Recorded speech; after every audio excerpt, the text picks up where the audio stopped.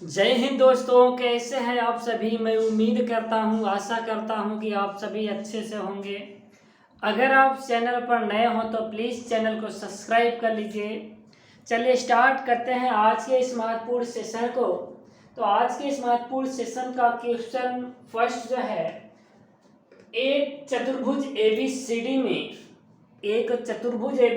में angle A 60 degree और angle C 100 degree है।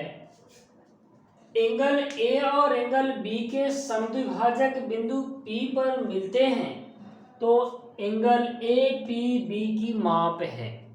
मीन्स क्या कह रहे हैं कि एक चतुर्भुज ABCD है जिसमें कोण D कितना दिया है 60 डिग्री और कोण C कितना दिया 100 डिग्री दिया है, और कह रहे हैं कि A और B के समद्विभाजक बिंदु P पर मिलते हैं तो कोण APB की माप है। क्या आंसर आ सकता है इसका? ये चार ऑप्शन आपके पास दिए गए हैं।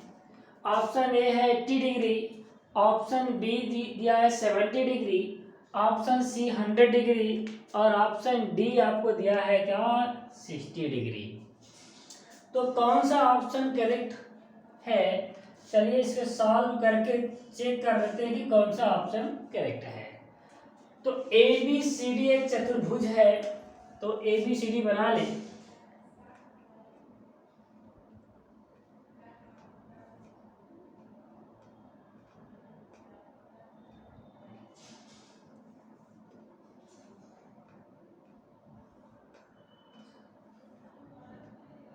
ABCD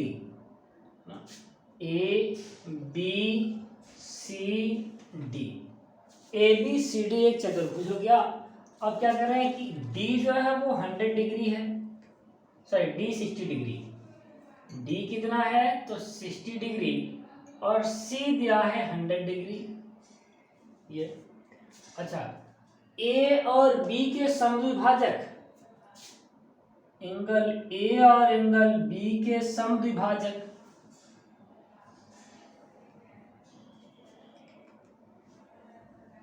ऐसे, मतलब ये इसके इक्वल है और ये इसके इक्वल है, तभी समद्विभाजक हुआ। अब यहां पे दे रहे हैं P, ये P, ठीक है। तो बताना है आपको क्या APB, यानी ये एंगल आपको ज्ञात करना है। तो हम जानते हैं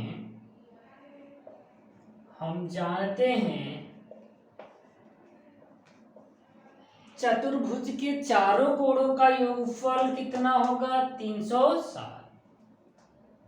चतुर्भुज के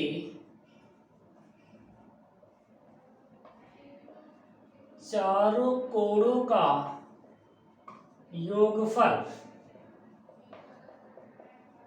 कितना होता है तो 360 डिग्री होता है ना।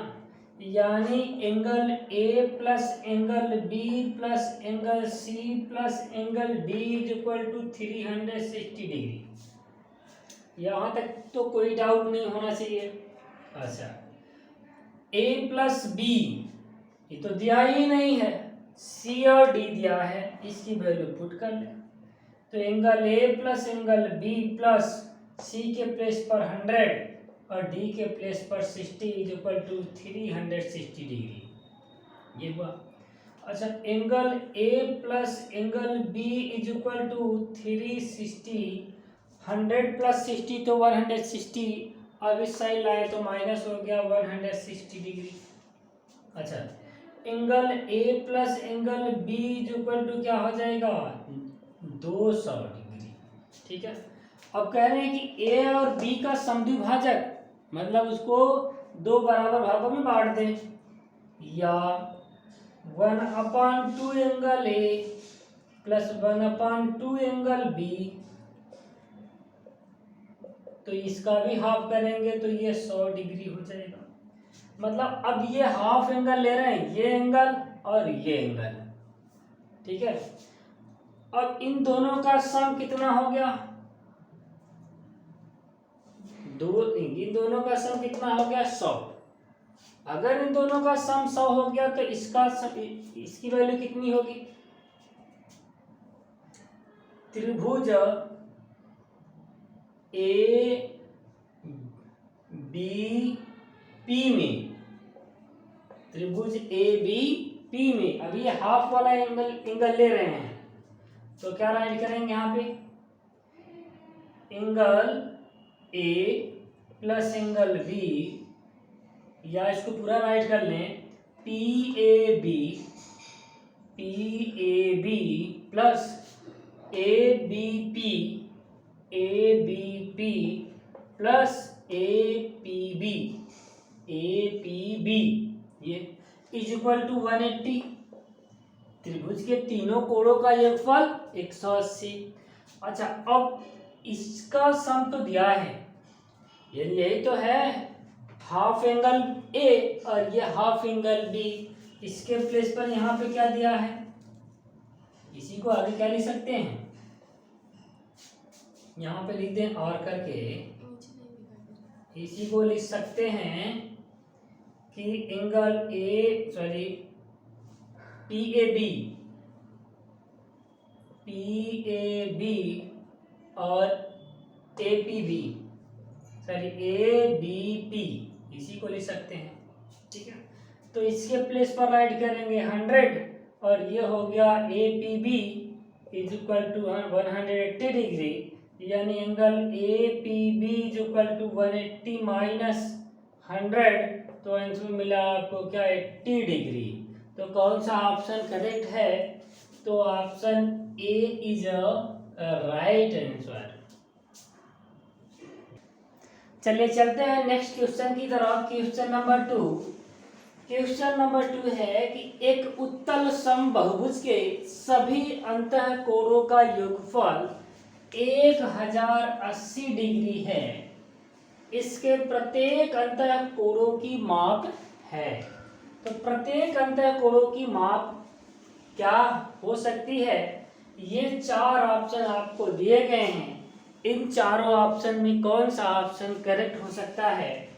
ऑप्शन ए है 108 डिग्री, ऑप्शन बी है 135 डिग्री और ऑप्शन सी है 75 डिग्री, तो ऑप्शन डी है 120 डिग्री। कौन सा ऑप्शन सही है, तो चलिए सॉल्व करके चेक कर लेते हैं कि कौन सा ऑप्शन सही है। तो पहले तो यहाँ पे देखिए क्या दिया है, कोई भी एक समबाहुभुज है, अब उसमें कितनी भुजाएं हैं ये नहीं पता है, लेकिन कह रहे हैं कि समबाहुभुज हैं, मतलब सभी भुजाएं बराबर हैं। अच्छा, तो सभी अंतः कोणों का योगफल दिया है 1080, लेकिन पहले यहाँ पे भुजा नहीं पता है, नंबर ऑफ साइड नहीं दिया है, तो साइड फाइंड कर लेते हैं, ठीक है। तो अब योगफल दिया है कोणों का, तो उसी के फॉर्मूले से सॉल्व करें कि समचतुर्भुज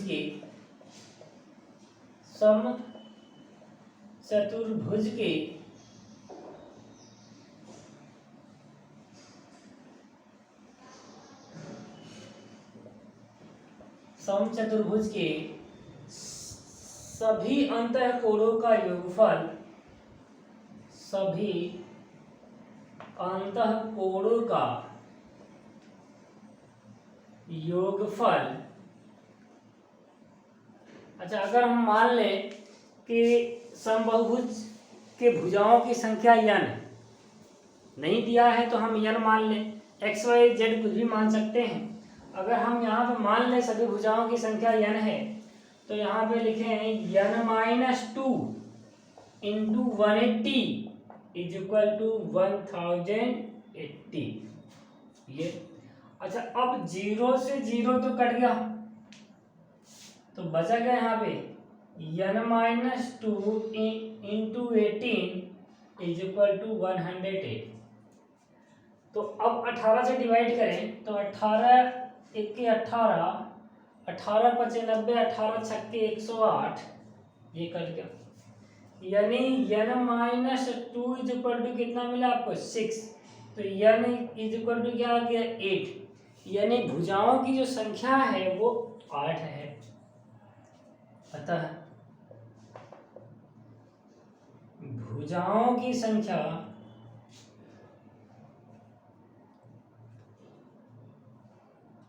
इज इक्वल टू 8।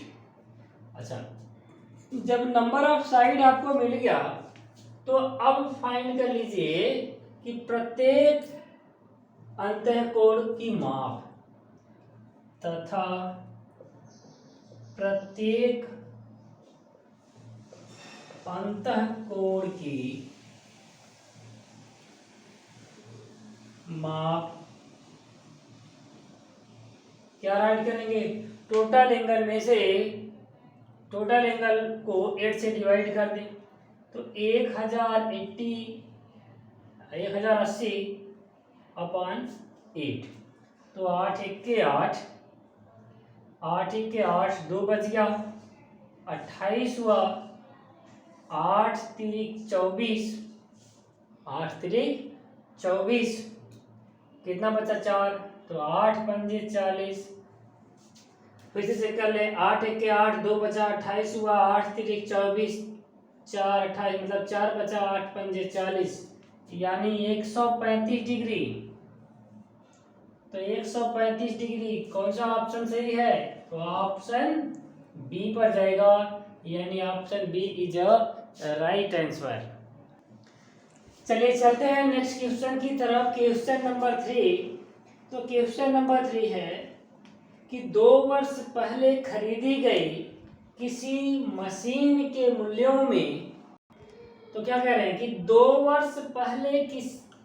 वर्ष पहले खरीदी गई किसी मशीन के मूल्य में 12% वार्षिक दर से अवमूल्यन होता है यदि इसका वर्तमान मूल्य, यहाँ पे वर्तमान रहेगा, यदि इसका वर्तमान मूल्य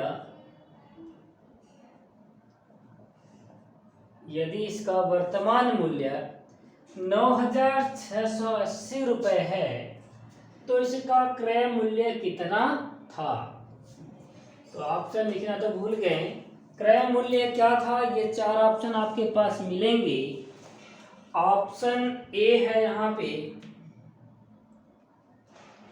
ऑप्शन ए है कि 12,142.6 रुपये या 60। ऑप्शन बी है 11,350.50 रुपीज। ऑप्शन सी है 12,500 रुपये तथा ऑप्शन डी है 10,200 रुपये। 10,200 रुपये। तो कौन सा ऑप्शन करेक्ट हो सकता है, यानी कौन सा ऑप्शन सही है, तो इसको सॉल्व करके हम चेक कर लेते हैं कौन सा ऑप्शन सही है। तो चलिए क्या करें, वर्तमान मूल्य दिया है, यानी हम क्या करते हैं, एक टोटल अमाउंट दिया है घटने के बाद, तो मान लीजिए, माना क्रय मूल्य यानी प्रिंसिपल वैल्यू P था, है ना, प्रिंसिपल वैल्यू P था, क्रय मूल्य P था, तब A is equal to, formula यही, A is equal to P into 1 minus R by 100 power n। n क्या है, वर्ष है, समय है, ठीक है। अच्छा, P क्या है, क्रय मूल्य था। अच्छा, और वर्तमान मूल्य जो दिया है वो 9,680 है, is equal to P into, अच्छा यहाँ पे अवमूल्यन हो रहा है इसलिए माइनस लगा देते हैं, अगर यहाँ वैल्यू इंक्रीज हो तो प्लस लिखते हैं। अच्छा, अब 1 प्लस R रेट दिया है वहां पे 12%, ठीक है, तो 12/100 पावर कितना समय था, 2 वर्ष है, तो टाइम 2 वर्ष हो गया, ठीक है। अब इसको सिंप्लीफाई करें तो ये 4 से डिवाइड हो जाएगा, 4 तिहाई 12, 4 दूनी 8, 4 पंजे 20, यानी 9680 is equal to P into 25 के 25 और 3 28, तो 28 गुणे 28 बटे 25 गुणे 25। अब क्रॉस मल्टीप्लाई कर दें तो 9680 गुणे 25 गुणे 25 is equal to P into 28 गुणे 28, ये हुआ। अच्छा, अब इससे डिवाइड होगा, ये p इज इक्वल टू, ये इसके नीचे आ जाएगा, तथा p इज इक्वल टू 9680 गुणे 25 गुणे 25 बटे कितना हो जाएगा 28 गुणे 28। अब इसको डिवाइड करें तो 4 से डिवाइड होगा क्या, है 4 दूनी 8, 4 चौके 16, ठीक है, 4 सत्ते 28, अब 4 दूनी 8, एक बच गया 16 हुआ, 4 चौके 16, फिर 4 दूनी 8, ये हुआ। यानी इसको राइट कर लें तो 2420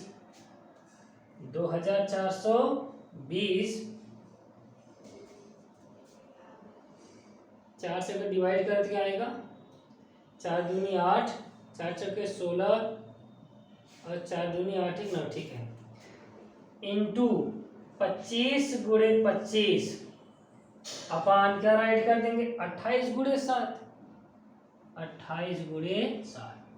अच्छा, अब क्या डिवाइड होगा ये 4 से, 4 सत्ते 28 और 4 छंग 24,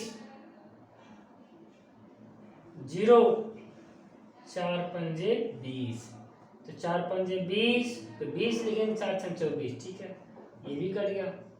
अब क्या ये 7 से डिवाइड होगा, 7 अठे 56, 7 से तो होगा नहीं, पॉइंट में आ जाएगा। अब पहले यहाँ पे मल्टीप्लाई कर लें, 605 गुणे 625, 25 गुणे 25 625 अपान 7 सत्ते 49। अब मल्टीप्लाई कर लें, पहले मेरे दोस्त यहाँ पे थोड़ा सा मिस्टेक हो गया है, कहाँ पे देखिए a is equal to P into 1 minus R by 100 और यहाँ पे प्लस करते जा रहे हैं, तो यहाँ पे क्या करेंगे माइनस का साइन। अब 25 के 25, 25 में से 3 गया तो 22, तो यहाँ पे क्या लिखेंगे 22 लिखेंगे, 22 लिखें, ठीक है। अब नीचे भी क्या लिखेंगे, यहाँ से इरेज कर देते हैं,